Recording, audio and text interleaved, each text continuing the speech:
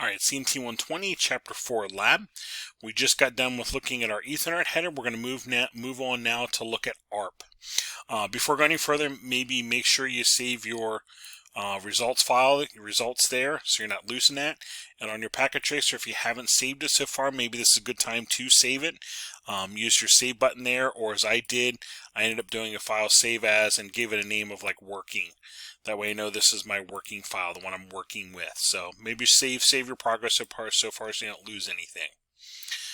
Alright, we're going to move on to ARP, and hopefully you remember from reading, ARP was the protocol in IP4 networks that gets used to find a piece of information when I know the IP and I need the MAC. This is the if I know the IP address, how am I going to find the MAC address? So this protocol gets generated to find that missing piece, if you will. So we are going to, in our network, generate some of that traffic so we can see some ARP messages. So I'm going to go to my packet sniffer first, and I'm going to edit the filter so I see ARP and DHCP. So on my sniffer here, I'll go to my edit filters. I'm going to get rid of the ICMP, and I'm going to put in ARP and DHCP. That way it captures them. And if you had any packets here from before, use the clear and that'll clear them out. I'm just going to minimize this so it's not clogging up my screen.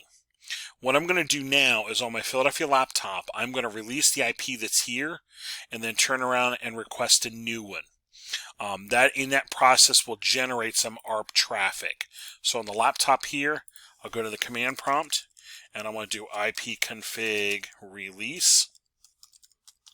That'll release the existing. And I'm going to turn on and do renew. And that'll ask the server for a new IP. Or in this case, as you see, we're getting the same IP address. It just renewed the lease. It said, okay, can I continue borrowing that? So I got the same IP address back. But in that process, in the process of doing that DHCP, we generated some ARP traffic. So I'm going to open up my sniffer now. And I should hopefully see in here was my DHCP requests. I also see an ARP message. So I want to take a look in here, and I want to look at, in ARP here, in the right window, I'm going to examine the ARP packet, and I want to look at the source MAC and source IP, and then look at the target MAC and target IP. So I'm going to look in the ARP header here. Now, if you remember, ARP is getting used to find a piece of information it does not know. So if I take a second and look at the Ethernet header, the destination here is all Fs. That's a broadcast. So this Ethernet header actually has a broadcast address, so everything picks it up. And the source, if I track this down, I believe this is the server that's generating this. It's saying, hey, does anybody know the MAC address of this thing? So in this Ethernet header, I see that MAC address. Well, I actually want to look at the ARP header. That's where I'm really headed to. So I want to look at over here, the source MAC and source IP. So let's look at the source MAC. Source MAC, that actually is, I believe, the server, and the source IP, 30.3. Yeah, that is the server. 30.3 is the server. So this is actually coming from this ARP request is coming from the server. Here's the server MAC address and server IP. And now let's look at the target MAC and target IP. The target MAC is all zeros, and the target IP is this 3177, which was our PC. So it knows my IP, but it doesn't know my MAC address. That's why it's all zeros. It's almost like putting a blank there. It's saying, I don't know the MAC address of this computer. Does anybody happen to know it? So this server generated this ARP message to say, hey, everybody in the network, pick this up. I am looking for this IP. I'm looking for this MAC. Do we know that? Well, my machine should respond with that information eventually. But there's an ARP. There's an ARP. When you know the IP, and I do, it knew the IP of my machine, but it didn't know the MAC. It didn't know the MAC. And sometimes people go, well, how in the heck then can that happen?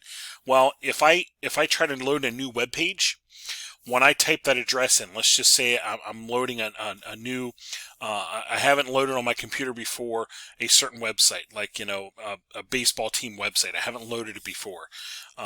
Whatever your favorite baseball team is, blah, blah, blah team.com. When I type that in, that has to go out and hit a DNS server, and the DNS server gives me the IP.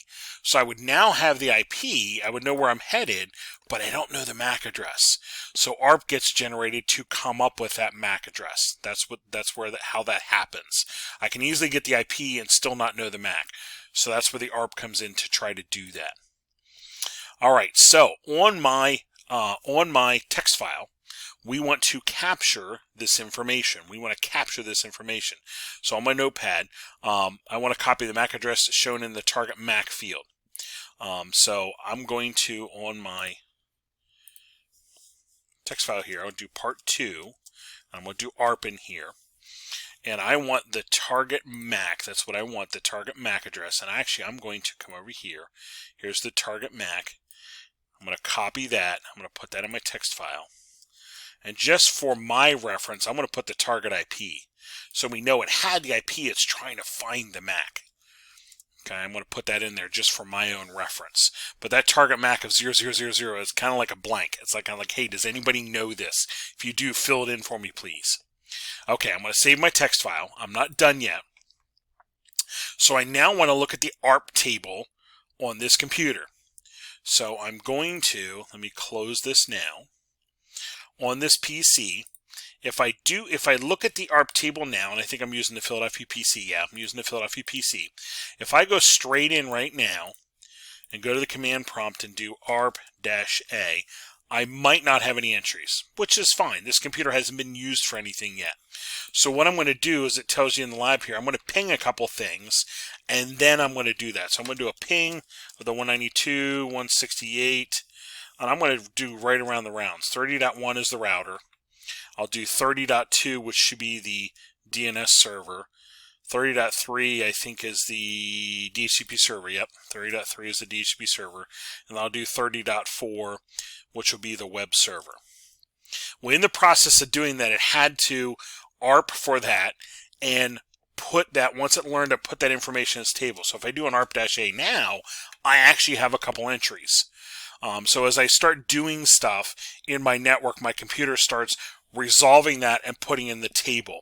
And this is dynamic. If I sit here and wait a while, I don't know, 10 minutes or so, and check this again, some of these will slowly start disappearing out of the list. They will time out. So that's why I say, if you don't have anything, and that's fine. We're going to generate some traffic, and then we will have some ARP entries. I'm going to copy this now. Copy, and I'm going to go to my text file again, and I'm going to put in here, this is part 2 again. This is my ARP table. So up here, this was my ARP packet, if you will, and up here is my ARP table, and I will paste that in. And that is showing this MAC to IP address mapping, or IP address to MAC mapping, if you will. And any device on your network is going to maintain this. And if I take this to the nth degree, your switch does the same thing. Every port, it has knowledge of what MAC address is attached to this port. Anything it learns is going to maintain that. That would be your switching table, but it's the same kind of idea. So right there, there's my ARP table, and I'm going to save that. So I have my ARP packet info, and then I have my ARP table info. So I will save all of that. And again, I might want to come over here to Packet Tracer and save my progress. We'll come back in the next part and start looking at some UDP.